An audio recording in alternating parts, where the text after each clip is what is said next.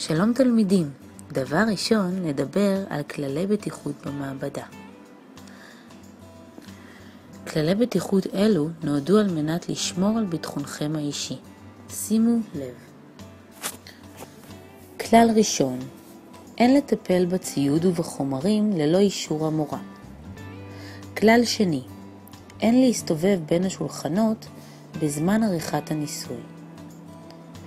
כלל שלישי, כל ניסוי חייב להתבצע בתוך מגש, אין להניח חומרים על גבי השולחן. כלל רביעי, הדלקת המבער תיעשה רק לאחר הוראה של המורה.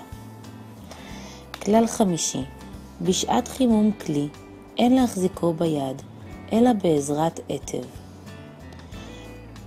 כלל שישי, בשעת חימום חומר במבחנה, היזהרו שפיה לא יהיה מכוון כלפי תלמידים אחרים. כלל שביעי, אין לגעת בחומרים בידיים.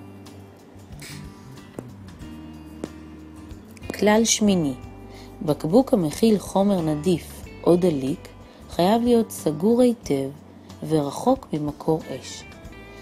כלל תשיעי, אין להריח או לטעום חומר כלשהו בלא הוראה מפורשת.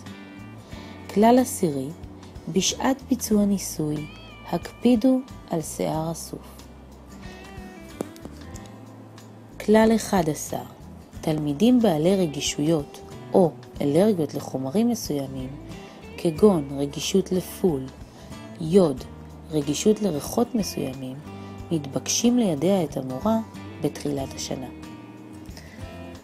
אז תלמידים יקרים, שתהיה לנו שנה מוצלחת ובטוחה.